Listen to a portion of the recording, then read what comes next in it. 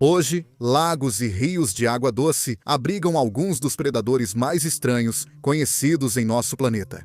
Bagres, peixes-gar, arapaíma, peixe-tigre e arraias estão entre as ameaças mais mortais e quase invisíveis para pescadores e nadadores em água doce.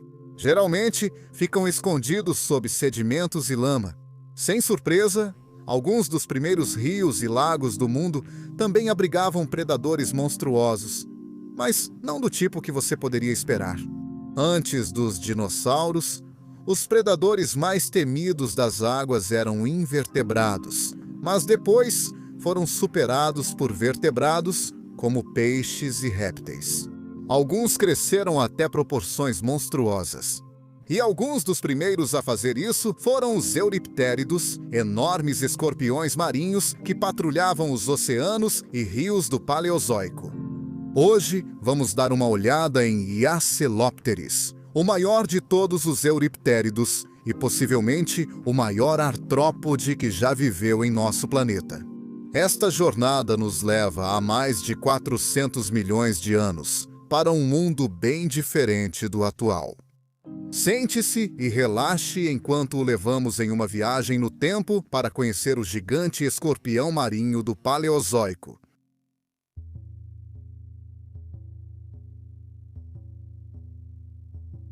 Iacelopteris hananei é um grande euriptérido predador do início do Devoniano, na Alemanha, há cerca de 410 milhões de anos.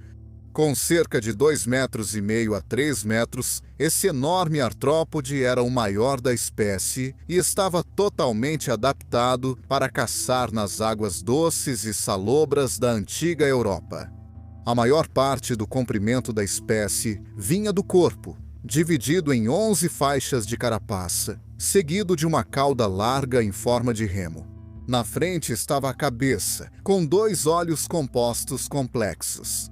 8 pernas sob seu corpo permitiam que ele repousasse confortavelmente no sedimento de rios e lagos onde vivia, enquanto 2 remos adaptados voltados para trás atuavam como pás para impulsionar o animal através da água. A parte mais impressionante de Iacelopteris, no entanto, eram as garras. 2 pinças serrilhadas na extremidade de braços em forma de haste que se projetavam da frente da cabeça do animal e eram usadas para manipular, agarrar e, por fim, abater as presas. Considerando que esse animal era do tamanho de um crocodilo marinho médio, teria sido uma visão impressionante. Nas águas da antiga Alemanha, os euriptéridos foram um grupo extremamente bem-sucedido de carnívoros aquáticos durante o início da Era Paleozoica. Conhecidos popularmente como escorpiões do mar, esses artrópodes não eram aracnídeos, mas sim outro ramo de quelicerados, distantes parentes de aranhas e escorpiões. Outros quelicerados atuais incluem caranguejo ferradura e aranhas do mar. Mais criaturas que remontam à época de Iacelopteris e antes. Eles surgiram no início do Ordoviciano ou final do Cambriano e rapidamente se tornaram predadores eficientes, capturando invertebrados e depois peixes com suas pinças adaptadas. Algumas espécies de euriptéridos eram capazes de rastejar para fora dos mares primordiais e passar longos períodos de tempo em terra, chegando às margens quase 100 milhões de anos antes dos nossos ancestrais. Os euriptéridos eram bem-sucedidos e diversos. Enquanto Iacelopteris era de longe o maior do grupo, algumas espécies atingiram comprimentos semelhantes. Pterigotes e Acutoramos quase rivalizavam com ele em tamanho, enquanto alguns gêneros como Alcanopteris chegavam a apenas 2 centímetros de comprimento. A grande variedade de formas e tamanhos permitiu aos euriptéridos ocupar diversos nichos ecológicos. Rhibertopteris, por exemplo, vivia nas florestas pantanosas do Carbonífero, filtrando lama para se alimentar de invertebrados. Ele lembrava um grande caranguejo ferradura e media mais de 1,5 metros de comprimento. Outros, como o Megalograptis do Ordoviciano, viviam em águas costeiras arenosas e capturavam pequenas presas com seus enormes braços espinhosos. Os euriptéridos acabaram se extinguindo no final do período Permiano, há cerca de 151 milhões de anos durante a Grande Extinção. O maior evento de extinção da Terra os eliminou, enquanto o mundo virava um campo minado vulcânico. Quando eles se extinguiram, muitas espécies de euriptéridos já eram pequenas, pois seus nichos ecológicos haviam sido ocupados por tubarões e outras espécies de peixes antigos. O tempo dos enormes artrópodes predadores havia terminado.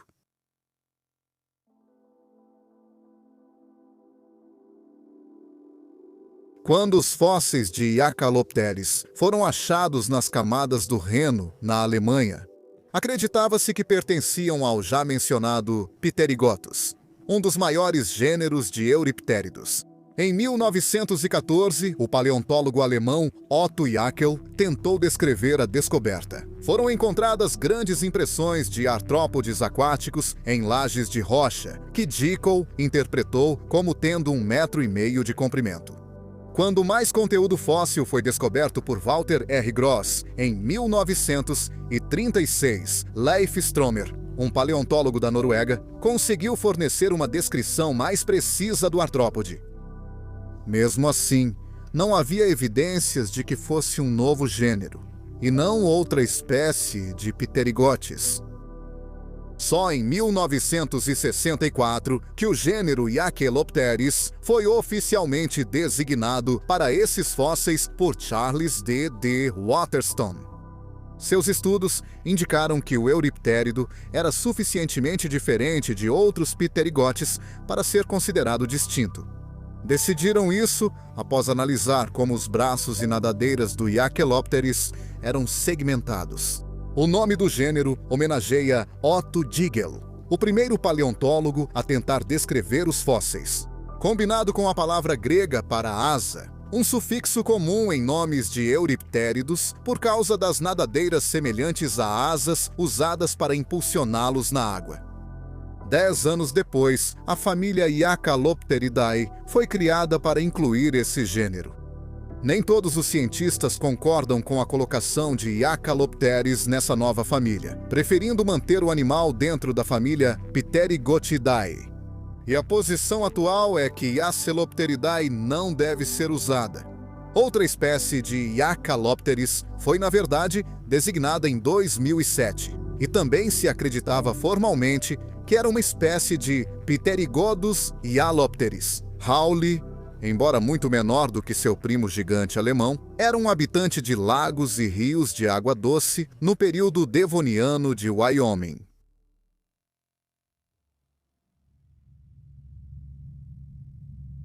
Iacalopteris provavelmente era o predador de topo em seu ambiente. Sua cauda gerava grande força ao mover-se para cima e para baixo, como um remo, impulsionando o euriptérido pelos rios e lagos onde vivia. As nadadeiras em forma de leme, projetadas para trás do corpo, podiam gerar aceleração extra. Iachelopteris era considerado muito ágil, capaz de fazer curvas rápidas para perseguir peixes e invertebrados aquáticos. Iacalopteris podia pairar no local para procurar alimento e também rastejava pelo fundo de lagos e estuários para capturar comida no sedimento. Embora possa ter utilizado táticas de emboscada ao perseguir suas presas, também era mais do que capaz de perseguir sua vítima pela água. Em alta velocidade, Iacalopteris usava suas pinças para agarrar a presa, ganhando cerca de 1 metro extra de alcance. Com os braços estendidos, cada garra tinha espinhos irregulares que empalavam a presa ao ser agarrada pelo euriptérido, causando forte sangramento. A partir daí, Iacalopteris podia levar o alimento à boca sob a cabeça ou rasgá-lo em pedaços do tamanho de uma mordida. As pinças também teriam sido extremamente úteis para manipular o alimento, orientando-o na direção certa para desferir o golpe fatal. Acredita-se que Iacalopteris caçava usando principalmente a visão. Sua visão era estereoscópica e complexa, permitindo ao animal perceber profundidade e atacar com precisão durante a caça. Ele tinha olhos compostos, comuns em artrópodes.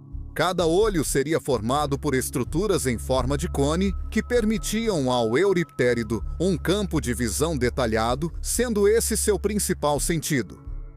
Acredita-se também que a visão do Iacalópteris melhorava com a idade, sugerindo que euriptéridos mais velhos migravam para áreas mais profundas e escuras dos lagos, talvez caçando presas mais desafiadoras.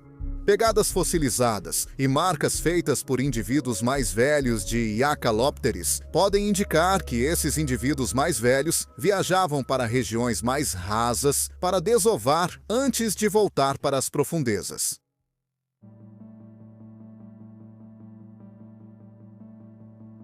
Acredita-se que jovens Iacalópteris nasceram de ovos postos perto da costa, onde estariam protegidos de predadores. No início de suas vidas, nas águas rasas, perseguiam peixes e invertebrados, preferindo áreas mais profundas de lagos e estuários. Com o tempo, encontrariam animais maiores, uma refeição melhor para um Iacalópteris adulto. Não há evidências de que o Iacalópteris alguma vez tenha se aventurado no mar, e parece ter sido estritamente uma espécie de água doce, Iacalópteris ranii. Fósseis foram encontrados nos siltitos da formação Clerff, na Alemanha, do Devoniano, que mostram como eram os lagos e estuários onde esses euriptéridos viviam. Hoje, essas rochas ficam no norte das colinas Eifel, perto da cidade de Prüm, na Renânia, na Alemanha. Esse era um mundo dominado pelos euriptéridos, vários gêneros dos quais viviam juntos e possivelmente eram caçados por Iacalópteris. Alguns dos outros euriptéridos encontrados nas mesmas rochas incluem Adelophthalmus, Rhinopteris, Prumopteris e Ereopteris, entre outros. Apesar de alguns serem predadores eficientes, nenhum se igualava ao tamanho impressionante de Iacalópteris. E este último certamente teria sido a espécie dominante nesse ambiente. Rastejando pelo fundo desses estuários e lagos estaria Vilvaratia, outro artrópode, mas não um euriptérido. Esse animal era um Zevotera, um grupo de animais representado atualmente apenas pelos caranguejos ferradura. No Devoniano, porém, eles eram um grupo muito diverso, e Vilvaratia teria se parecido com um estranho animal aquático semelhante a uma tatu-bola, mas com uma forma parecida com a dos antigos trilobitas. Nessas águas nadavam várias espécies de peixes primitivos, todos presas ideais para Iacalópteris. Esses variavam em tamanho e forma, ocupando diversos nichos ecológicos aquáticos. Além disso, esses rios e lagos estavam cheios de pequenos invertebrados, desde ostracodes parecidos com camarões até moluscos e animais microscópicos semelhantes ao plâncton. Nas margens estavam algumas das primeiras áreas verdes do mundo. As plantas começaram a se diversificar e se espalhar após sua evolução no período siluriano. Embora árvores e florestas ainda não tivessem se formado, esses primeiros campos de vegetação sustentavam uma grande variedade de aracnídeos e outros invertebrados. As florestas evoluiriam pouco depois que Iacalópteris foi extinta, permitindo que a vida na Terra desse mais um grande passo.